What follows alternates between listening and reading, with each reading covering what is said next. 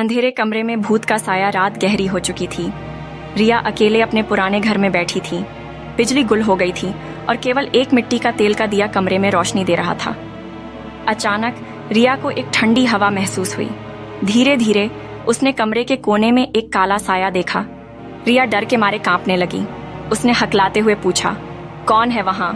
लेकिन कोई जवाब नहीं आया। साया धीरे धीरे रिया के करीब आने लगा। रिया की सांसें रुकने लगीं। अचानक बिजली वापस आ गई। रिया ने देखा कि साया गायब हो चुका है। कमरे में कोई नहीं था। रिया को यकीन नहीं हुआ कि उसने क्या देखा था।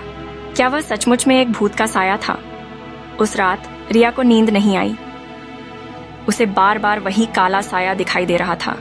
अगले दिन रिया ने अपने दादाजी को सब कुछ बताया। दादाजी ने कहा, यह उस घर की पुरानी मालकिन का भूत है। वह कई साल पहले मर गई थी। रिया ने पूछा, लेकिन वह मुझे क्यों डरा रही है? दादाजी ने कहा, शायद वह तुम्हें इस घर से जाने के लिए कहना चाहती है। उसी दिन रिया ने अपना सामान पैक किया और उस घर को छोड़ दिया। वह कभी उस घर में वापस नहीं गई, लेकिन रिया को हमेशा उस काले साए की याद रहती थी।